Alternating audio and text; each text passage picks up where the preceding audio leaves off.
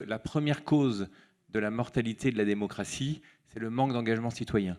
C'est une ville de 6000 habitants en Saône-et-Loire. Donc en gros, 10% de la ville s'est mobilisée.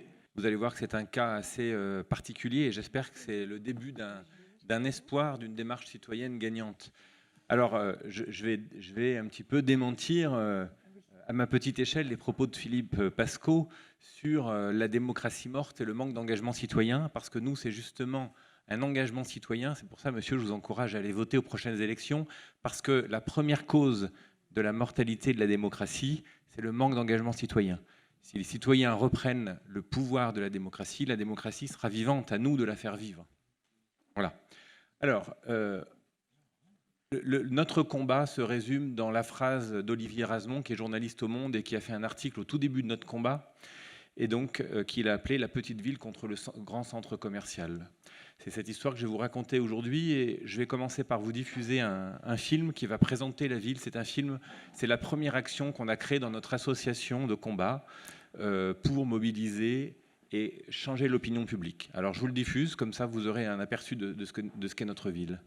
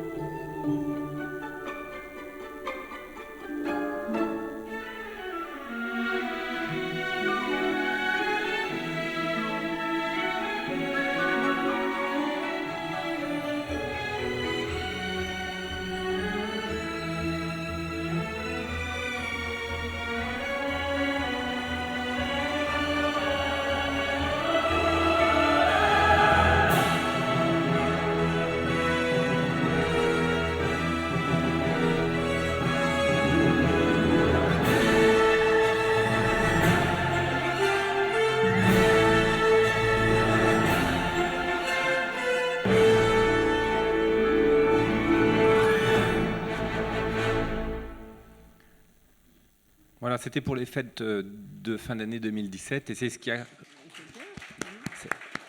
Ça a tourné sur les réseaux sociaux et c'est ce qui a commencé à inverser l'opinion publique. Je vais vous raconter cette histoire qui est tout à fait commune, pas dans son dénouement, mais dans son origine, c'est-à-dire une ville de 6000 habitants qui voit un projet d'un immense centre commercial que je vais vous décrire. C'est ce qui s'est passé à Saint-Flour, c'est ce qui se passe à Nîmes, c'est ce qui se passe dans pratiquement toutes les villes de France qui aujourd'hui ont un axe autoroutier ou routier qui est important. Alors là, vous avez des photos de la ville. On est une ville de 6000 habitants sur un bassin de 15 000. Il y a encore plus de 110 commerces de proximité. C'est-à-dire qu'on est une ville extrêmement vivante et dynamique sur les commerces de proximité. Et c'est, je crois, une des explications qui a fait qu'il y a eu un mouvement citoyen très important qui s'est développé, avec un gros marché aussi. Et on ne voulait pas voir s'éteindre tout ça. Alors sur la diapositive suivante, je vous montre les deux personnages qui ont failli faire basculer l'histoire de notre ville. Sur la gauche, vous avez l'ancien maire, donc mon prédécesseur, Claude Roche, qui a sorti de son chapeau, fin juin 2016, le projet que je vous présente tout à l'heure, avec son compère à droite, Alain Landais, qui est un parrain du système Leclerc. Si vous voulez savoir ce que c'est qu'un parrain du système Leclerc, vous me demanderez tout à l'heure, je vous expliquerai. Quand je dis parrain, ça fait penser à la mafia, c'est pas du tout ça, c'est le vrai terme, ils s'appellent entre eux comme ça. Et donc cette image est issue d'un reportage qui est passé sur France 3 au mois de septembre, qui s'appelle Pièce à conviction. Sur la diapositive suivante, alors, donc en juin 2016, on nous a proposé ce projet sur 20 hectares de terres agricoles, 27 000 m² de surface bâtie pour le commerce, des grandes surfaces uniquement. Donc vous imaginez à l'échelle d'une ville de 6 000 habitants, mais ce n'est pas un exemple inouï. Hein. Franchement, il y en a partout en France en ce moment. Sur la diapositive suivante, on va montrer, voilà, c'est une photomontage qui excitait les élus de l'époque, l'équipe municipale de l'époque, avec l'argument massu qui est,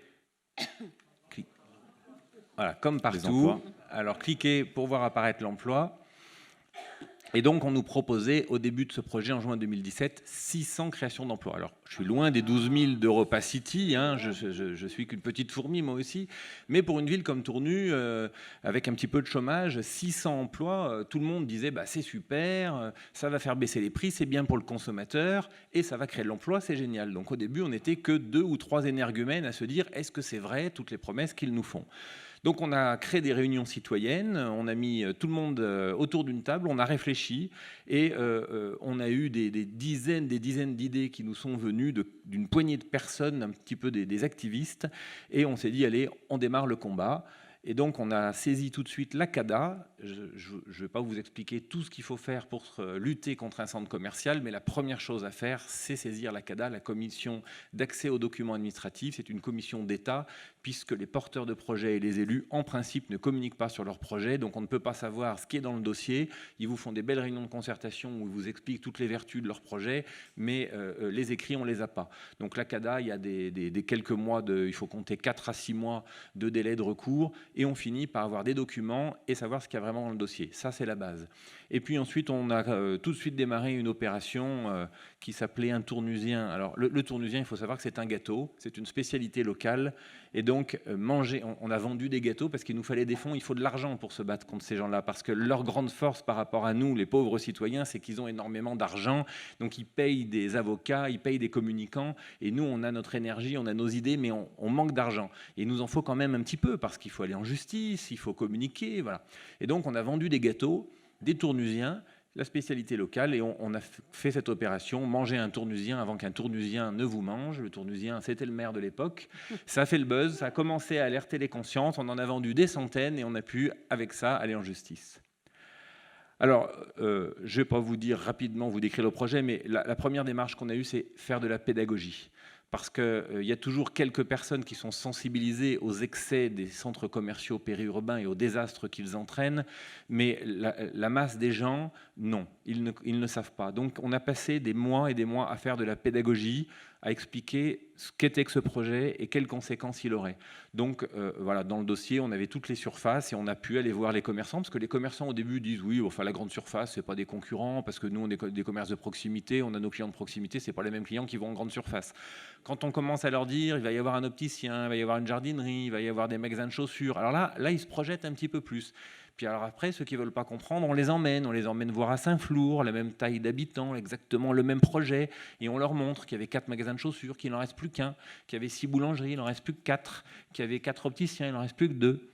Et là, ils voient quand même que oui, la désertification des centres-villes sont directement liées à l'étalement périurbain. 27 000 m², c'est que la surface bâtie, sans compter les parkings. Alors, cette diapo, c'est donc on a créé un mouvement, finalement, une association, Tournu Joie Vivant, dont les statuts avaient pour objectif de s'occuper du cadre de vie des habitants de Tournu. On a pu démontrer que le projet que vous voyez en rouge en haut de la carte, il était de la même superficie que la superficie actuelle de la ville. C'est-à-dire que notre ville fait 20 hectares de superficie et on allait nous bétonner 20 hectares de terres d'utilisation agricole. Avec cet argument, on a pu déjà commencer à secouer les consciences et on a eu plus en plus de monde dans nos réunions. Et au bout de 6 mois, on a eu 600 adhérents à notre association et on faisait des réunions publiques avec 200 personnes à chaque fois. On a fait des calendriers, on a fait une opération aussi. J'aime ma ville, j'aime mes commerces, c'est tout bête, mais on a sensibilisé les gens à utiliser, à aller dans les commerces de proximité. On leur a expliqué que l'avenir était entre leurs mains. C'est eux qui, avec leurs actes quotidiens d'achat, avaient la maîtrise de ce qui allait se passer dans cette ville et partout ailleurs. Ensuite, quand on a vu que la mayonnaise prenait bien, on a voulu gagner un petit peu en visibilité. Donc on a contacté quelques médias et qui nous ont dit oui, on peut venir tourner, vous faites un rassemblement, une opération avec les commerces. Et donc on a fait une opération ville vivante parce qu'on en avait fait trouver quelque chose d'original. Montélimar venait de faire une action ville morte avec les rideaux des commerces enfermés et on trouvait que l'image donnée de la ville n'était pas très chouette. Donc nous on a fait une opération ville vivante, on a fermé les commerces mais on a mis tout le monde dans la rue.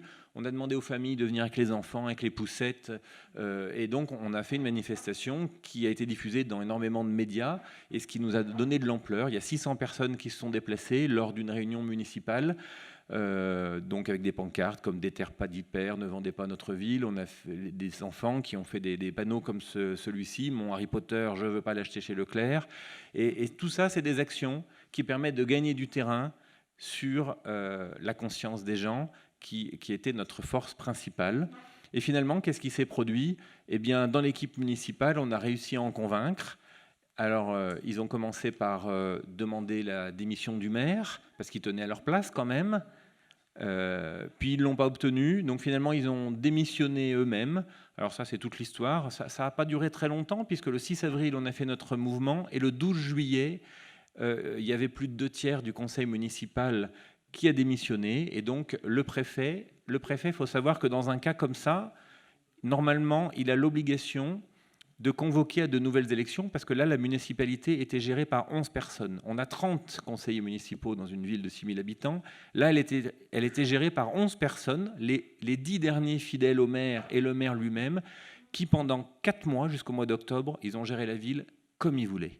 Ils ont dépensé 3 millions d'euros de trésorerie et ils ont fait absolument tout ce qu'ils voulaient. Le préfet a mis plus d'1 mois pour convoquer à de nouvelles élections. D'ailleurs, il a été viré. Il a fallu qu'on refasse une manifestation dans laquelle il y avait sûrement la DGSI, puisque le lendemain matin, le préfet était démis de ses fonctions et un nouveau préfet était nommé.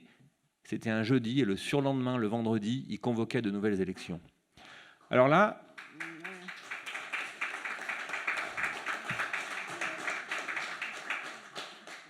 on s'est demandé ce qu'on faisait maintenant.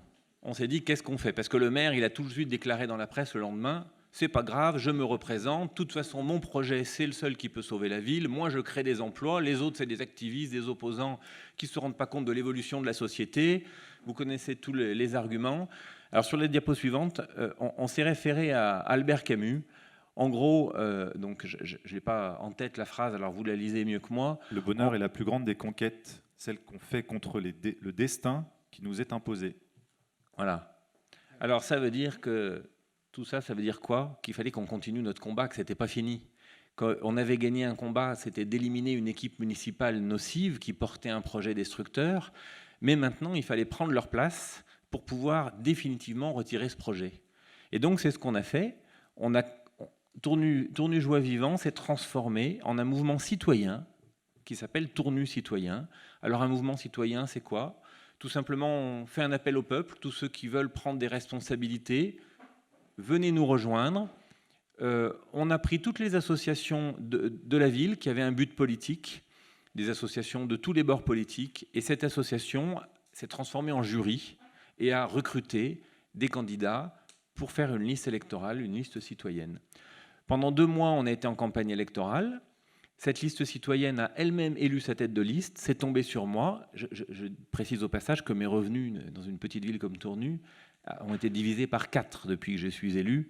Donc non seulement je n'ai pas la chance de toucher des mallettes et des enveloppes, mais en plus mes revenus ont été divisés par 4. Donc l'engagement citoyen, il a quand même un prix pour ceux qui s'engagent. Pendant 2 mois, on a eu une campagne électorale, évidemment, sur le thème des centres commerciaux, de l'étalement périurbain, de la défense des commerces de proximité. Et là, quand on est dans le dur, quand on est dans la campagne électorale, c'est difficile aussi. Parce qu'il y avait même des gens qui nous ont soutenus, puis qui nous disaient, oui, enfin, les commerces de proximité, s'ils disparaissent, c'est pas très grave. Donc il a fallu expliquer l'intérêt du lien social, le modèle de société, que nous, on n'était pas spécialement opposés aux grandes surfaces, mais que des grandes surfaces, il y en a déjà beaucoup. On est le pays au monde où il y en a le plus par habitant. Moi, je suis issu d'un département, la Saône-et-Loire rural, qui est un des 10 départements français où il y a le plus de grandes surfaces par habitant, et d'où est originaire d'ailleurs Monsieur Benjamin Griveaux, dont on a parlé tout à l'heure, qui est aujourd'hui porte-parole du gouvernement et qui a été embauché par le lobby des grandes surfaces ces dernières années. Il est originaire de la ville de Chalon-sur-Saône, qui est une ville absolument dévorée par l'étalement périurbain périphérique, et qui, comme par hasard, vient d'être sélectionné pour l'action Cœur de Ville et qui va toucher quelques millions d'euros d'argent public pour revitaliser un centre-ville dont il a organisé lui-même le déclin. C'est du joli. Et la boucle est bouclée. Avec notre argent. Hein. Voilà. Alors, ensuite, l'élection, on l'a gagnée. 62% au premier tour, ce qui prouve que quand les gens vont voter, ils ont un poids sur leur avenir immédiat. Alors, ces terres que vous voyez, on les a sauvées, c'est-à-dire qu'on a tout de suite engagé les procédures nécessaires politiques et juridiques pour arrêter ce projet. C'est très compliqué, hein. Il faut déjà être technicien et se pencher sur les règles d'urbanisme, parce que même quand on est élu, vous avez derrière ces élus sécurisés dans une communauté de communes qui ne sont pas en contact avec le peuple et avec le scrutin direct, qui vous font la guerre parce qu'ils ont peur des citoyens. Eux, ils sont installés là depuis longtemps, ça fait 40 ans qu'ils s'échangent des postes en face, et je te donne le syndicat de l'eau si tu votes pour mon Intermarché, et je te donne une vice-présidence à 400 € par mois sur un pays, un syndicat sud machin, et en échange, tu votes mon Leclerc. Voilà comment ça fonctionne. Donc ils avaient un petit peu peur de nous quand même, qui sont arrivés là-dedans. C'était pas chouette. Alors juste un clic pour dire qu'on a gagné. Et maintenant, notre défi, c'est quoi? Qu'est-ce qu'on va faire? Eh bien, il faut qu'on aille plus loin. Il faut qu'on pèse sur les débats de l'aménagement du territoire. Il faut qu'on s'engage dans ces fameux SCOT. Alors maintenant, au-dessus des SCOT, les SCOT, c'est les schémas d'organisation territoriale, c'est-à-dire qu'il y en a 3 ou 4 par département en principe. Maintenant, au-dessus des SCOT, il y a les SRADET, c'est le schéma directeur régional.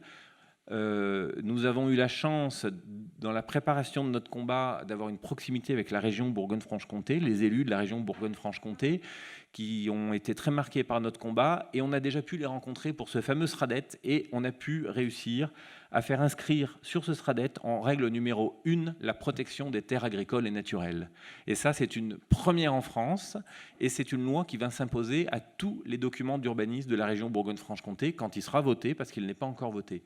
Ensuite, nous avons réussi à obtenir des places au SCOT du Pays Sud Bourgogne, au schéma d'organisation territoriale, et on travaille pour que nos terres agricoles qui sont là, qui sont classées aujourd'hui à urbaniser à moyen long terme, hein, parce qu'il existe des procédés légaux pour que des terres agricoles soient rayées de la carte et urbanisées, sans qu'on se heurte à une grosse opposition. C'est-à-dire qu'on va y aller doucement, hein, c'est des opérations un peu à base de vaseline, c'est-à-dire qu'au départ, là, il y avait un agriculteur sur ces terres. Hein.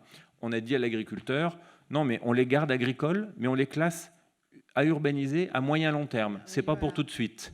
Comme ça, l'agriculteur peut rien dire. La SAFER n'a aucun droit. Quand on met urbaniser à long terme, la SAFER n'a aucun droit. Et le jour où on veut urbaniser, elle n'a aucun droit non plus.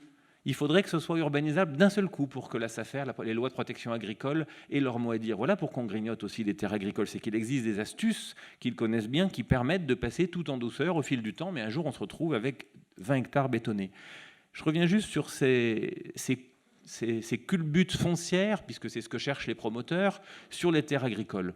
Moi, je ne crois pas que les guerres de parts de marché sur les grandes épiceries entre Leclerc, Auchan, Carrefour soient le fond de leur problème. Je pense que le fond du problème, c'est la spéculation foncière. C'est là-dessus qu'ils gagnent de l'argent. Ils construisent, ils louent. Et aujourd'hui, Leclerc gagne beaucoup plus d'argent sur la location des immeubles commerciaux que sur la vente des carottes. Alors, les terres que vous voyez là, allez, si on les vend bien, une terre agricole au bord de la Saône à Tournu, c'est 1 € le mètre carré. Quand on les classe à urbaniser à moyen long terme, on passe à peu près à 10 € x 10. Quand on promet la viabilisation, c'est-à-dire quand un maire dit dans un journal on va mettre de l'argent public, à Tournu c'était 6 millions d'euros pour viabiliser. 6 millions d'euros d'argent public pour voir s'installer un Leclerc. Quand ces terres sont viabilisées, ça passe à 30 €. 30 €, c'est le prix auquel a Tournu Leclerc a acheté ces terres, sous compromis avec des clauses suspensives, mais il s'était engagé à acheter 30 €. On est parti d'1 € au départ. Une terre viabilisée, cette fois, c'est-à-dire avec le tout à l'égout, l'électricité, le téléphone, la fibre, à Tournu, en sortie d'autoroute, elles sont estimées, valeur basse, hein, parce que ça peut monter plus que ça, valeur basse, 100 € le mètre carré. 1 € de terre agricole, 100 € la terre viabilisée avec votre argent, avec l'argent public. C'est-à-dire qu'on fait une culbute de fois 100, on gagne 99 € à chaque mètre carré. Sur le petit projet de Tournu de 20 hectares, ça fait une culbute foncière de 20 millions d'euros. 20 millions d'euros, c'est ça qu'ils cherchent. Et au passage, 50% de ces terres agricoles appartiennent à Tournu, à des anciens élus de l'équipe municipale. Voilà. Coïncidence ? Alors, je pourrais résumer à Tournu tout ce qu'on a vu précédemment, la culbute foncière, les élus qui se graissent pas directement la patte, mais enfin on ne peut pas dire qu'ils sont complètement neutres dans l'histoire. Et pour finir sur l'écologie et la terre agricole, on était sur une ZNIEF, c'est-à-dire une zone naturelle d'intérêt faunistique et floristique de type 2, c'est-à-dire les plus importantes, et en bordure de Natura 2000.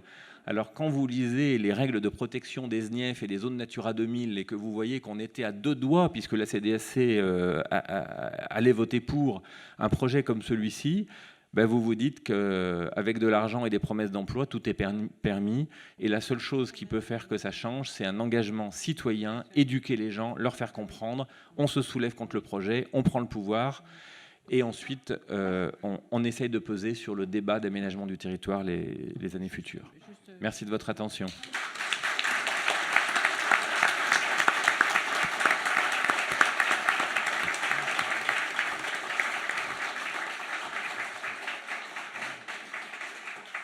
Merci beaucoup, monsieur le maire. C'est un formidable élan d'espoir et enfin des perspectives citoyennes. Quand on a organisé cette conférence, personnellement, je ne connaissais pas cette histoire. C'est vraiment un happy end magnifique. On le souhaite pour toutes les villes de France, petites, moyennes et grosses. Et pour une fois, on a une note d'espoir et entre guillemets, un mode d'emploi pour reprendre le pouvoir sans forcément, entre guillemets, faire la révolution. Alors, on va juste faire Je peux vous répondre juste. Certains d'entre vous doivent connaître l'exemple de Saillant, la ville dans la Drôme de 2000 habitants, qui a créé une association qui s'appelait Pays de Saillant Vivant. Nous, c'est Tourne-Joie Vivant. Et eux se sont présentés à l'élection municipale de 2014, qu'ils ont remporté face à un maire qui avait un projet de géant casino sur à peu près 2 hectares de terrain. Donc, c'est un peu à la fois nos petits frères et nos grands cousins. Parce que nous, c'est un projet plus gros, plus ambitieux. Mais eux, c'est la première fois où une liste citoyenne a renversé un maire pendant une élection municipale. Et nous, c'est la première fois où on a réussi à déboulonner un maire en place pour prendre sa place. Voilà. Et j'espère qu'on fera d'autres petits, qu'on aura plein de petits cousins en 2020.